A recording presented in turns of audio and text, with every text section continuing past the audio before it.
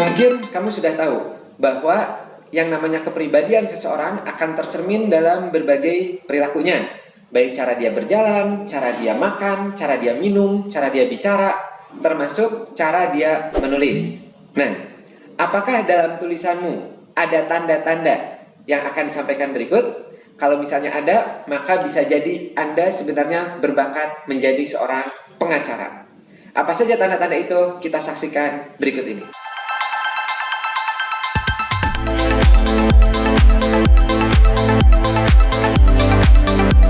Profesi pengacara adalah orang yang membantu dalam bidang hukum.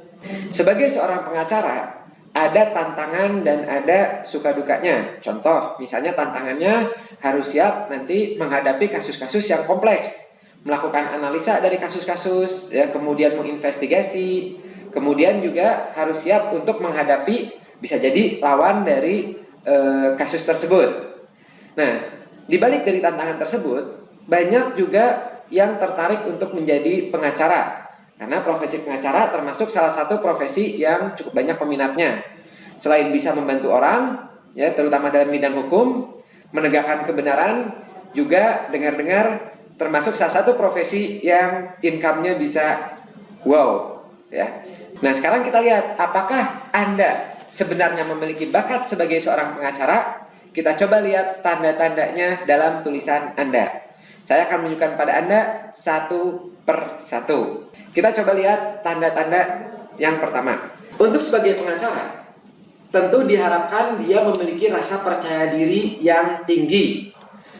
Dengan percaya diri yang tinggi, dia biasanya berani untuk tampil apa adanya, ya, mengoptimalkan potensinya, dan tidak mudah goyah ketika menghadapi tantangan-tantangan. Beda dengan orang yang self-confidence atau percaya dirinya rendah. Biasanya ragu-ragu, ya, butuh banyak masukan, dan suka membandingkan dirinya dengan orang lain. Nah, apa saja tanda percaya diri dalam tulisan tangan? Yang pertama adalah ukuran tulisannya medium ke besar. Ya, jadi ukuran tulisan medium ke besar. Ukuran tulisan yang medium ke besar itu menggambarkan minat sosial. Semakin besar, minat sosialnya pun semakin besar juga. Juga suka disebut sebagai tanda extrovert. Kemudian, tanda percaya diri berikutnya adalah nama diawali dengan huruf capital. Ya, jadi penulisan nama, ini tulis nama diri sendiri, ya, diawali dengan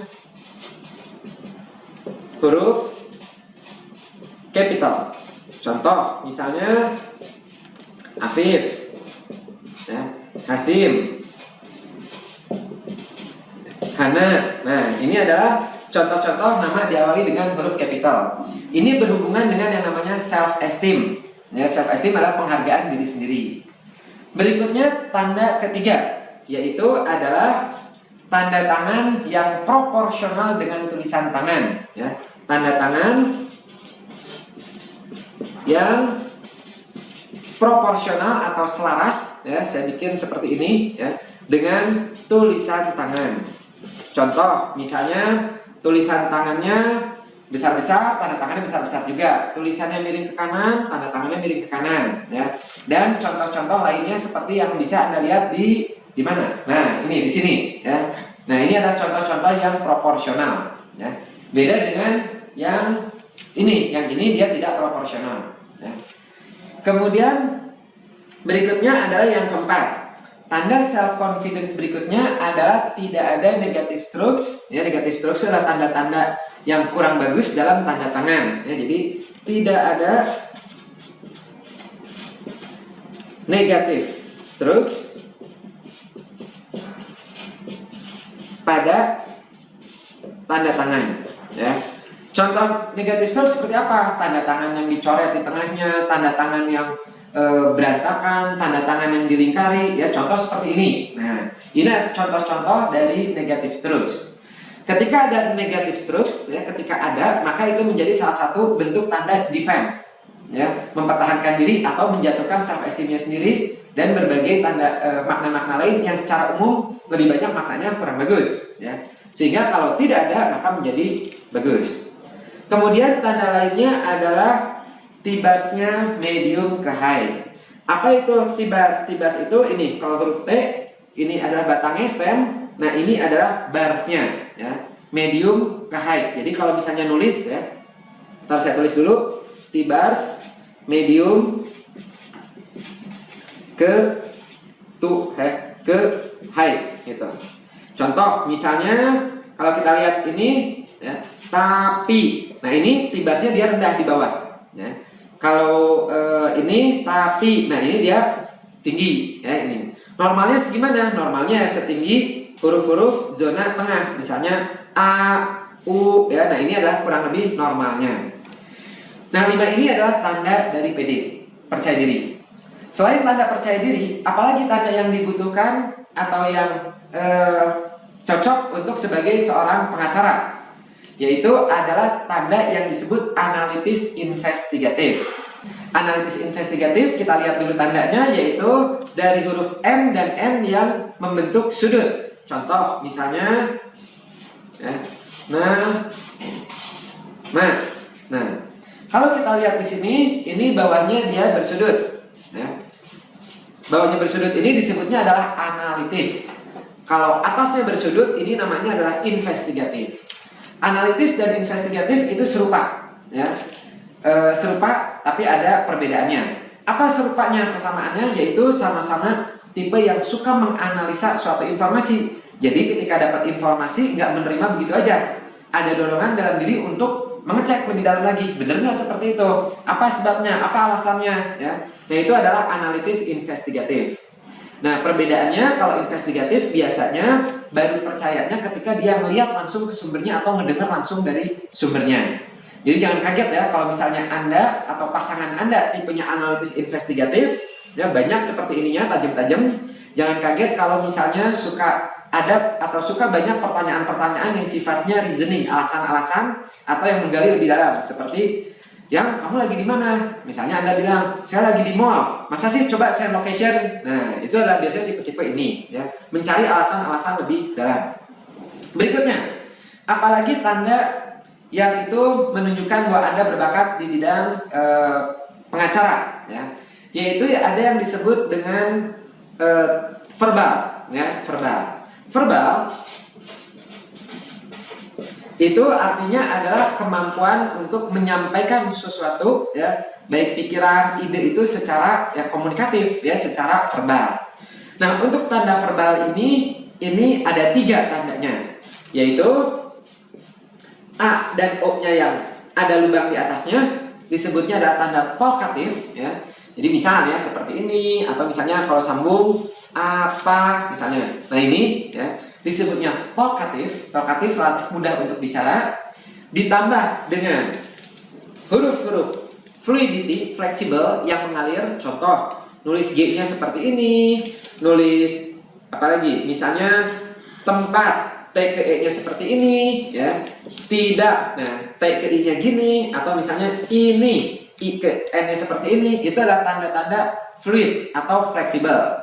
Nah, fluidity atau fleksibel ini menjadi salah satu indikasi di mana penulis, ya, atau Anda kalau ketemu seperti ini itu tidak kaku atau luas, gitu. Jadi mudah beralih dari satu topik ke topik lainnya, mudah mengikuti alur-alur pembicaraan, ya, tema, ya, itu adalah seperti ini. Berikutnya ada juga untuk tipe verbal. Jadi ini 1, 2. Nah, yang ketiga adalah tulisannya cenderung cepat, ya. Jadi bisa tulisan cepat atau ditemukan tanda komprehensif. Tanda komprehensif itu biasanya kelihatan dari huruf M dan N yang seperti ini. Nih, nama misalnya. Ya. Nah, M-nya seperti ini atau M-nya seperti ini. Ya, jadi R-nya kayak U, M-nya kayak W, ya gitu, set gitu. Nah, itu adalah tanda komprehensif. Nah, ketika ditemukan tanda cepat, ya, atau komprehensif, kemudian ada fluidity atau fleksibelnya dan talkatifnya, maka ini disebutnya tipe verbal, ya. Coba aja Anda cek tulisan-tulisan teman Anda atau Anda sendiri, kalau ketemu ini 3-3-nya dalam tulisan, maka itu bisa dipastikan dia relatif mudah untuk bicara atau menyampaikan apa yang dalam pikirannya. Kemudian saya tambah satu lagi, yaitu tanda argumentatif.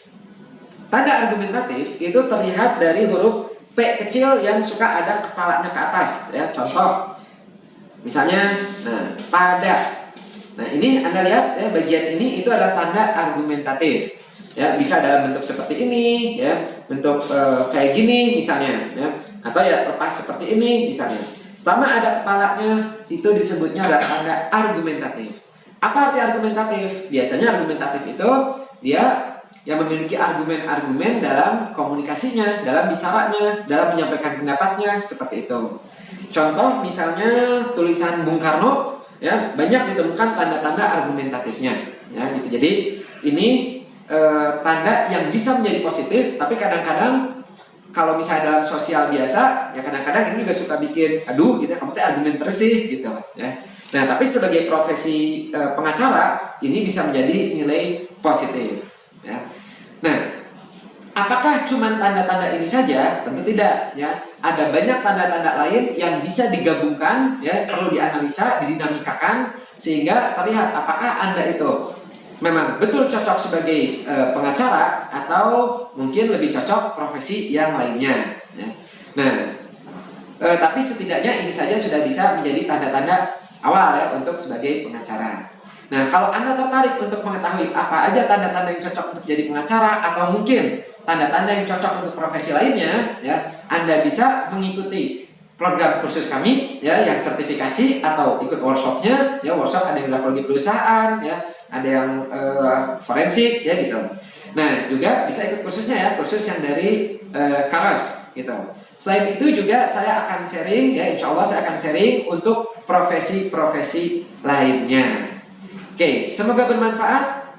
Ya, jangan lupa di subscribe, dipencet loncengnya, dan sampai jumpa. Assalamualaikum warahmatullahi wabarakatuh.